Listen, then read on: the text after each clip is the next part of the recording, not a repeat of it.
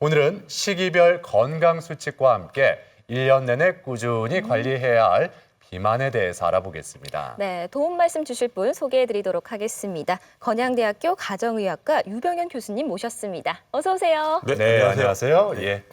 올해도 역시 작년에 이어서 코로나19 감염에 가장 주의를 해야 하는데, 자, 그래도 이 추운 겨울에 우리가 주의해야 할 질환들은 어떤 것들이 있는지 이 점부터 좀 짚어보죠. 지금 이제 1, 2월 요즘은 날씨도 추우면 너무 춥고 이런 정도인데 겨울철은 아무래도 심내 혈관들이 문제가 일으킬 수가 있습니다. 특히 뇌졸중이 많이 발생할 수 있는데 뇌졸중은 우리가 알고 있는 것처럼 뇌 혈관이 좀 막혀가지고 생기는 뇌경색하고 출혈이 생긴 뇌출혈로 나눌 수 있는데 어쨌든 겨울철이 되면 혈관이 수축하거나 이런 추위 때문에 이런 문제로 이런 질환들이 잘 발생할 수 있는데 특히 이 뇌졸중 같은 경우는 초기에 잘 발견을 하면 완치를 잘 하실 수가 있거든요. 네. 따라서 뇌졸중이 나타날 수 있는 증상으로서는 우리 TV에도 지금 모니터에 나오는데 한쪽 이상의 마비되는 증상이 온다든지 얼굴도 그런 느낌 또는 말이 이상하게 어두운한 느낌이 온다든지 갑자기 어지럽다든지 두통이 심하다든지 이런 증상들이 평소하고 다르게 나타난다면 괜히 기다려보지 말고 조금이라도 이상 바로 응급실로 방문하셔서 확인을 받으셔서 만약에 질병 초기라면 충분히 치료를 잘 받으실 수가 있습니다. 따라서 이 겨울철에서 가장 중요한 이 뇌졸중들은 항상 신경 쓰시는 게 좋고요. 또 하나는 이런 우리가 식중독 하면은 되게 여름에 많이 생기는 걸로 생각하지만 겨울철에도 이런 노로바이러스 또는 로타바이러스 통한 이런 장염들이 잘 생길 수가 있습니다. 물론 이제 요즘 집단 생활들이 옛날같이 코로나 때문에 많지는 않아서 아마 확률은 좀 떨어지겠지만 그래도 이런 식중독 관련된 장염들도 항상 주의를 하시는 게 좋고요. 또 하나는 이렇게 살짝 눈이 오고 난 다음에 바닥이 미끄러져 가지고 넘어지게 되면 특히 골다공증이 계신 분들은 골절이 생길 수 있기 때문에 특별히 조심을 하셔야 될 게 아마 지금 겨울철이 아닐까 생각을 합니다. 네. 또 저희는 날씨가 너무 춥다 보니까 빨리 봄을 기다리곤 하는데요. 그렇다면 이 봄철에 주의해야 할 질환은 어떤 것들이 있을까요? 예, 지금은 정말 무슨 새 학기 이런 것들이 실감이 나지 않아서 네. 늘상 마스크만 하고 있으니까 계절의 감각이 좀 떨어지는 면도 있는데 3월 달은 아무래도 새 학기가 되고 또 새 직장 가시는 분도 있고 또는 위치를 또 직장 내에서 바꾸는 분들이 있어서 아무래도 그런 새로운 것에 대한 스트레스를 받으시는 분들이 꽤 있게 돼서 위장관 질환들이라든지 두통이라든지 이런 스트레스 관련된 질환들이 올 수 있기 때문에 새로운 부서 새로운 걸 시작할 때는 그런 것들을 좀 미리 좀 준비를 하시는 게 좋을 것 같습니다. 또 하나 이제 날이 이제 좀 따뜻해지다 보니까 이런 몸의 이런 에너지 불균형 때문에 충무증 같은 거 예를 들어서 식사하고 나서 막 졸린다든지 이상하게 아무것도 안 했는데 피곤하다든지 한 이런 증상들이 올 수 있기 때문에 그런 것들에 대한 계획들 좀 미리 좀 세우시는 게 좋을 것 같고요. 특히 이제 4, 5월 되면 이제 불청객들이 있죠. 꽃가루들이 날리게 되니까 알레르기성 관련된 호흡기 질환들, 비염이라든지 천식 이런 게 생길 수가 있습니다. 그런데 작년부터 여러 감염병도 줄었습니다만 그래도 마스크가 또 그런 꽃가루 방지하는 효과가 있어서 네. 그래서 상당히 그런 거 있으셨던 분들도 과거보다는 좀 증상 자체 좀 덜하고 횟수가 줄지 않았을까 생각합니다. 그래서 봄철에는 그런 질환들을 좀 조심하시면 될 것 같습니다. 네. 자, 그렇다면은 좀 이렇게 활동량이 많아지는 여름철. 여름철에는 어떤 점들을 좀 주의해야 할까요? 예, 이제 아무래도 이제 날이 이제 무더워지다 보니까 이제 음식들 같은 것들이 관리들이 소홀해지기 쉬워서 특히 이제 식중독 관련된 증상들이 또 많아지고 특히 온도를 보면 6월, 5일이 7, 8월보다 높다고 할 정도인데 그 식중독 관련된 것들은 우리가 되게 냉장고에만 넣어놓으면 음식이 괜찮다라고 생각하지만 절대 그렇지 않기 때문에 보관 기간 확실히 살펴보시고 그러니까 따뜻한 데 보관해야 될 것들, 차가운 데 보관해야 될 것들을 온도를 잘 맞추셔서 보관을 하고 조금이라도 이상하다 보면 아깝지 말고 버리셔야 되고 특히 조리할 때 손 닦는 것들을 정말로 주의해야 될 일들이기 때문에 꼭 손 깨끗이 닦고 음식 조리하는 데 신경 쓰도록 하시는 게 좋고요. 네. 그다음에 이제 온도가 7, 8월 되면 많이 올라가서 무더위 때문에 이제 야외 활동을 하다 보면 벌레에 물리거나 일사병 같은 거 혹시 농촌에 일하시는 분들 올 수 있기 때문에 그런 것들 특별히 또 주의를 해야 됩니다. 또 하나 이제 물놀이들 많이 하게 되니까 물에 관련된 눈병 또 유행성 각혈망염이라든지 귀에 외이도염 같은 거 올 수 있기 때문에 물놀이 관련된 그런 질환들도 조심해야 될 게 여름이라고 생각합니다. 네. 그렇다면 사계절 중에 개인적으로 가장 아름답다고 생각이 되는 이 가을도 좀 주의해야 될 질환들이 많을까요? 네, 가을철은 아무래도 이제 대전 지역에 이제 많이 이쪽 충청 지역에 많이 생기는 이제 가을철 열성 질환 중에서 특히 쯔쯔가무신이 이제 굉장히 워낙 많이 생겼는데 요즘은 이제 많이들 조심을 하시는데 아무래도 이런 열성 질환들 렙토스피라, 유행성 출혈령, 쯔쯔가무시 같은 이런 가을철 열성 질환들을 특히 이제 야외 활동을 많이 하는 분들, 농촌 분들이라든지 혹시 등산을 가게 되거나 이렇게 돼서 벌레 벌레에 물리거나 하게 되면 이제 올 수 있기 때문에 가을철에 특별히 이제 그런 것들에 좀 주의를 하셔야 되고 네. 특히 이제 추석이 명절이 끼게 되니까 이제 혹시 음식들 과식하거나 이런 분들 좀 조심하셔야 되고 이제 가을철이 되게 되면 그런 활동들 때문에 생길 수 있는 이런 그 온도차 때문에 이제 뭐 기침이라든지 이런 것들 그 생길 수 있어 그런 거 조심하시고 특별히 이제 또 독감 관련된 것들 예방수사도 또 맞아야 할 계절이 이제 아마 그때라고 생각을 합니다. 네. 자, 이렇게 계절별로 주의해야 할 질환들에 대해서 살펴봤는데 어떤 시기와 상관없이 꾸준히 신경 쓰고 관리해야 될 게 바로 비만 아니겠습니까? 네, 그렇습니다. 예. 정말로 누구나 관심을 갖고 있고 늘 일상 일번 남자분들은 금주 금연, 여성분들은 올해 체중 빼는 게 아마 1년 중에 제일 커다란 목표일 텐데 네. 정말로 제일 흔하게 아마 정말로 잘 살게 되면서 나타나는 현상이겠죠. 네. 네. 자, 그렇다면 이 비만 진단하는 기준이 어떻게 될까요? 네. 그냥 이렇게 눈으로 봐도 알 수 있는 사람도 있고 예. 우리가 이제 수치로 좀 확인을 좀 해야 되려면 키하고 이제 몸무게 가지고 이제 나눌 수 있는 게 이제 체질량 지수라고 하고 이거는 이제 우리 뭐 나라에서 해주는 국민 건강 그 진단만 하더라도 이제 딱 나오게 돼 있는데 이제 체중 키를 미터로 환산을 해서요. 그거를 두 제곱을 해서 체중으로 나누는 것들이 이제 그 체질량 지수 수치가 나옵니다. 이제 그거를 여기 아마 그림에 나오는 것 중에서 아마 1.7인 사람들이 나오면 이제 25점 얼마 나오는데 우리나라 기준으로는 25가 넘으면 비만으로 하고 있습니다. 이제 요게 좀 논란이 있습니다. 서양들은 대개 외국인들 30을 기준으로 하기 때문에 예. 우리나라 비만 인구가 너무 많이 나온다는 얘기도 있어서 좀 27 정도까지 올려야 되지 않나는 얘기도 있습니다만은 예. 현재는 25 이상이면 비만의 기준에 해당이 되고 네. 그것도 조금 더 세분화하면 25에서 29.9까지는 1단계, 30이 넘어서 35가 안 되면 2단계, 35가 넘는 사람들 고도비만으로 3단계로 나누기도 합니다. 네. 그래서 어쨌든 25가 넘으면 비만의 기준에 해당이 되고요. 또 하나 이제 우리가 할 수 있는 것들이 이제 허리둘레도 또 이제 우리가 할 수 있는 것 중에 하나.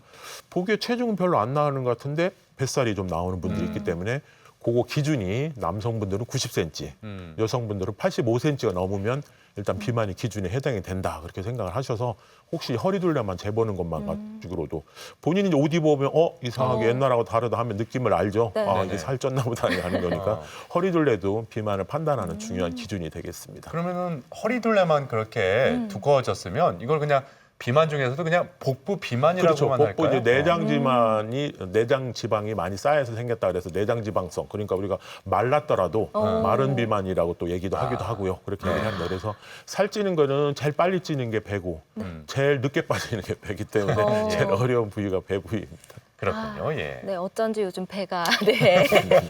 네, 또 비만 때문에 체중 감량하시는 분들 보면요. 칼로리 계산을 아주 꼼꼼히 해서 식사를 하시더라고요.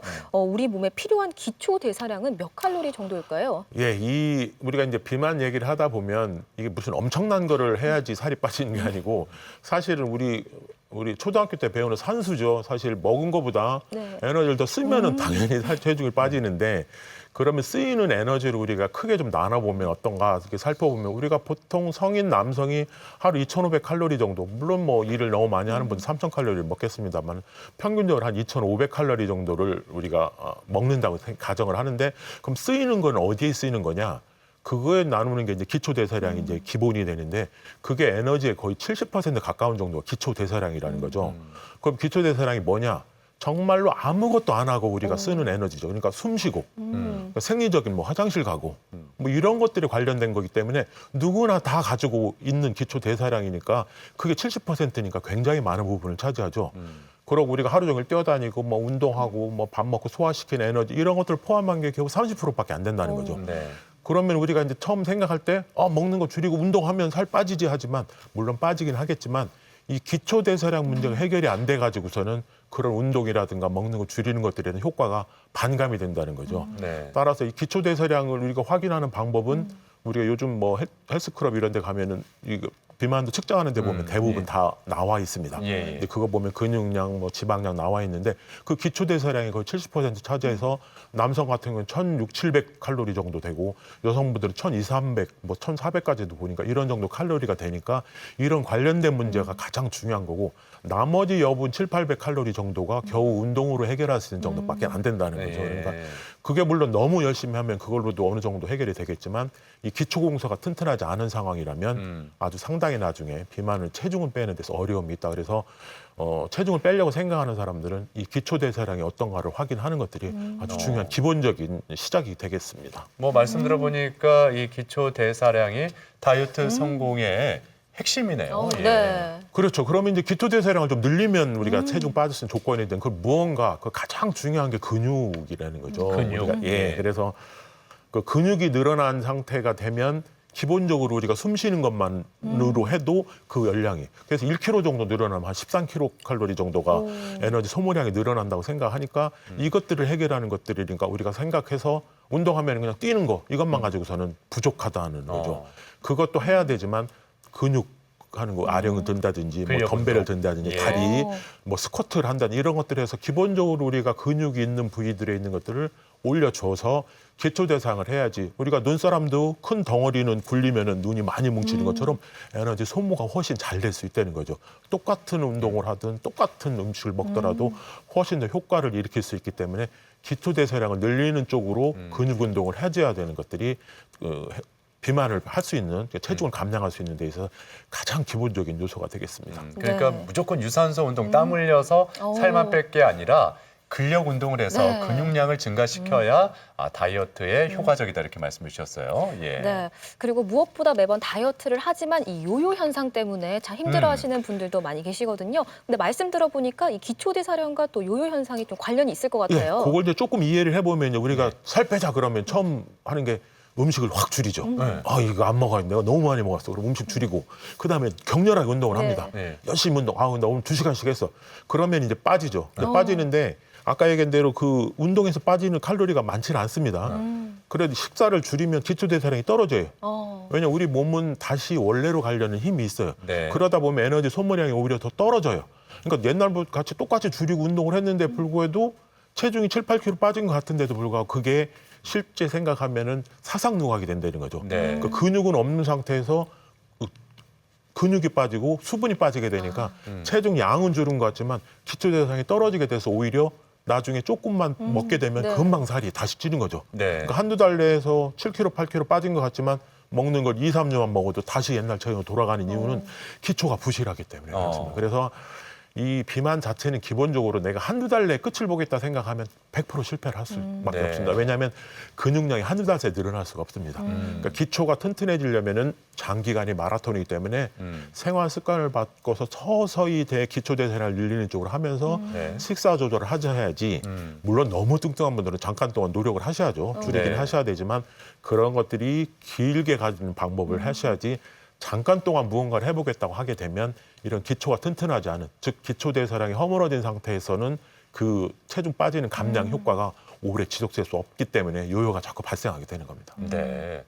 이 체중 관리를 위해서는 기초가 탄탄해야 된다 이렇게 네. 말씀하셨는데 자 그렇다면 이 평소에 음식 관리 어떻게 하는 게 필요할까요?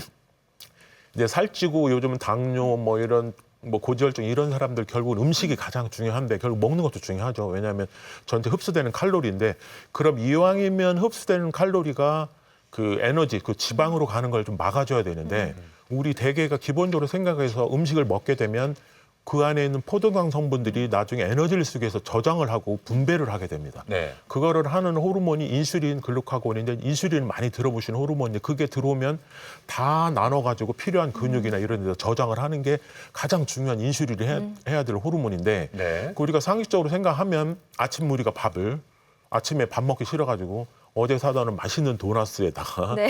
따끈한 믹스커피 한 잔을 먹으면 혈당이 쑥 올라갑니다. 달달하니까요. 그렇죠. 그 올라가면 인슐린이 나옵니다. 왜? 당이 들어왔으니까. 막 분해를 해서 하고 나면 당이 뚝 떨어지죠. 그러면 갔는데 출근했는데 1시간 전에 배가 고픈 거예요. 그건 더 먹게 되는 겁니다. 예. 그러니까 그렇게 올리는 것들을 우리가 얘기하는 혈당 지수라고 얘기합니다. 그러니까 똑같은 음식을 먹었을 때 당을 얼마큼 올리는 건가 하는 것들이 가장 중요한 요소가 된다는 거죠. 그런 것들이 왜 그러냐면 그런 것들이 결국 잉여 영양분이 지방으로 간다는 거죠. 그러니까 당을 올리는 것, 이왕이 똑같은 음식을 먹더라도 혈당 지수가 떨어지는 것들을 해서 포만감 느끼게 하라는 거죠. 지금 화면에 보면은 흰쌀밥 같은 경우들이 혈당 지수가 100을 기준으로 90이니까 굉장히 높죠. 네. 근데 잡곡밥을 먹으면 47밖에 안 돼요. 55 미만이면 우리가 혈당 지수가 낮다고 보거든요. 네. 그 같은 밥 한 그릇을 먹더라도 흰쌀밥을 먹으면 당이 많이 올라가니까 아까 같은 그런 문제가 생기지만 잡곡밥을 먹게 되면 그런 일이 적어지게 되고 포만감이 오래 간다는 거죠. 마찬가지로 거기 나오는 감자보다는 고구마가 조금 더 나은 건데 그렇다고 고구마 많이 먹으면 그것도 소용없고요. 네. 같다는 거고 그다음에 빵이라도 바게트보다는 이런 통밀빵들이 좀 훨씬 좋고 라면들 당연히 높고 라면에 밥 말아 먹으면 당연히 더 그렇고 아유, 네. 그런 것들이 혈당 지수를 많이 올리는 음식들을 가능하면은 줄여서 가능한 대체할 수 있는 식습이 있으면 그걸로 가면 혈당을 적게 올리게 되니까 잉여분이 남아서 지방으로 저장된 일들을 줄일 수 있기 때문에 음식들도 그런 쪽으로 이제 바꾸셔야 되는 것들이죠. 예. 네. 말씀 들어보니까 제가 좋아하는 것들은 다 혈당 지수를 높이는 음식들이었는데요. 그렇다면 혈당 지수가 낮은 식품 중에 좀 다이어트에 도움이 되는 식품은 어떤 게 예, 있을까요? 그래서 이제 식이섬유들이 이제 많이 있죠. 우리가 뭐 여러 가지 이제 그 식이섬유 관련된 것들이 미역, 뭐 그다음에 양배추, 뭐 브로콜리, 이런 버섯 이런 종류들이 사실 다 그런 관련된 것들이니까 그런 것들을 충분히 이제 섭취하는데 저 중에는 이제 맛이 없어서 잘 안 먹는 것들도 있는데 저런 것들 많이 먹는 게 좋죠. 그래 특히 이제 이런 혈당 지수 하다 보면 우리가 그 액상 과당 같이 이런 달달한 이런 것들이 있는 탄수화물도 그건 탄수화물 아니라고 생각하는데 그런 것들 혈당 지수 올리는 게 안 좋고 그래서 혈당 지수가 조금 높더라도 요거를 떨어뜨리는 방법이 있습니다. 그래서 식사를 할 때도 우리가 처음에 밥상을 딱 차리면 밥 먹고 국 먹고 하다 보면 탄수화물이 먼저 먹게 되면은 흡수가 그것들이 먼저 되니까 당이 올리니까 그거보다 아까 얘기하는 식이섬유 많은 나물 종류들을 먼저 먹게 되면 포만감도 느끼고 뒤에 먹는 탄수화물이 흡수되는 걸 좀 떨어뜨려주고 소화도 잘 되기 때문에 그거 보고 이제 거꾸로 식사하는 방법인데 그렇게 하는 것들도 혈당 지수가 높아지는 걸 어느 정도 막아주는 효과가 있기 때문에 예. 식사가 나오면 먼저 이런 반찬들 먼저 우리 식당 가서 반찬 먼저 먹는 것처럼 그렇게 먹고 천천히 먹게 되면 포만감 느끼게 되고 예. 탄수화물 양을 좀 줄일 수 있기 때문에 가능하면 이런 식이섬유가 풍부한 음식들도 좀 먹는 게 중요합니다. 더불어서 또 한 말씀 드리면 이게 어릴 때 습관이 안 들으면 절대 커서는 못합니다. 네. 그래서 집안이 사실은 비만이 보면 가족들이 다 그런 이유들이 식습관이 비슷해서 그래요. 그렇군요. 그러니까 요즘 어린아이들 특히 코로나 때문에 집에 있잖아요. 다 집에 식사하니까 굉장히 중요한 일입니다. 따라서 집안에서 부모님들이 이번 기회라도 식단 좀 잘 차리셔서 어린아이들 이런 것들 잘 먹을 수 있게 해주는 것들이 아주 중요한 나중에 비만을 예방하는 지름길이라고 생각을 합니다. 네. 그리고 또 문제되는 게 야식인데요. 그렇죠. 또 야식 예. 드실 때 또 맥주 곁들이시는 분도 계실 것 같은데 예. 이 술도 비만의 원인이 되겠죠. 야식이 이제 나쁜 이유는 네. 똑같은 음식을 먹어도 밤에는 이 에너지를 쓰는 호르몬 자체가 떨어지기 때문에 그 칼로리가 그대로 저장되고 술 자체도 칼로리가 높지만 술만 먹는 게 아니죠. 옆에 맛있는 치킨, 뭐 여러 가지 안주들이 칼로리가 엄청나기 때문에 이런 칼로리들 양이 많기 때문에 정말로 술 끄는 살이 마릅니다. 술만 먹으면 에너지가 필요한 영양소가 없기 때문에. 예. 근데 우리가 요즘 현대인들이 살찌는 이유는 술에다가 먹는 안주가 문제가 되고요. 특히 야식을 늦게까지 먹게 되면 결국 아침밥 맛이 없게 되니까 아침을 안 먹죠. 그럼 배가 고프니까 점심을 왕창 먹거나 군것질하게 되는 일이 생기기 때문에 야식하고 술 이런 것들은 다 안 좋은 그런 습관이라고 할 수 있겠습니다. 네. 아무튼 이 비만 관리에 있어서 이 식단 관리뿐만 아니라 운동이 기본이 돼야 된다 네. 이렇게 말씀해 주셨는데 운동에 대해서도 좀 다시 한번 정리해 주시죠. 예, 기본적으로 이제 운동도 아까 얘기드린 대로 하루아침에 해보려고 하지 말고 마라톤이기 때문에 평생 꾸준히 해야 될 것들, 그다음에 일상생활 해야 될 것들 하는 게 좋습니다. 예를 들어 출근도 걸을 수 있으면 걷는 것들 기회가 있으면 좋고 특히 아파트나 사무실이 계단이 있는 층에 근무하는 분들이라면 계단을 활용하는 것들도 내가 시간을 내서 1시간, 2시간 열심히 한다고 생각하는 것보다는 일상생활 할 수 있는 것들 뭐 꼭 자가용 아니면 대중교통 타는 것들도 기회가 걸을 수 있는 이유가 되니까 걷도록 하는 것들이 다 중요하고 사무실에도 계속 앉아있지 말고 화장실 갔다 올 때라도 좀 빠른 걸음으로 걷는다든지 여러 가지 방법을 통해서 일상생활을 하는 게 좋습니다. 그래서 1시간 시간을 낸다 하지 말고 10분씩 6번 해도 1시간 운동하는 효과가 있는 그렇죠. 거거든요. 그러니까 예. 짜투리 시간을 잘, 특히 현대인들 같이 바쁜 생활에서 바쁘다는 생각할 때는 내가 활용할 수 있는 시간을 최대한대로 활용을 해서 그 운동을 하게 되면 아까 얘기한 대로 마라톤입니다. 이게 한두 달에 해결될 것 같으면 사실 이렇게 방송에도 오래 얘기할 이유가 없을 정도니까 예. 길게 보시고 또 하나는 이 비만 오래 하시는 분들은 일기 쓰는 것도 굉장히 도움이 됩니다. 내가 뭐 먹었고 오늘 운동을 얼만큼 했고 그러면 그런 것들을 반추를 해보게 되는데 내가 모르게 먹은 음식도 많고 운동을 얼마나 안 했는지도 알 수 있고 특히 요즘은 그 뭐 스마트폰에 이거 만보기나 이런 거 나오잖아요. 그렇죠. 예. 그럼 하루 아침 적었으면 저녁 먹고도 그것도 좀 채우고 하는 것들이 얼마든지 실생활을 활용해서 운동할 수 있기 때문에 얼마든지 도움이 될 수가 있을 것 같습니다. 네. 자, 건강 톡톡 오늘 이렇게 2021년 건강 달력과 비만 관리에 대해서 살펴봤습니다. 네, 지금까지 도움 말씀에 건양대학교 가정의학과 유병현 교수님과 함께했습니다. 오늘 도움 말씀 고맙습니다. 네, 고맙습니다.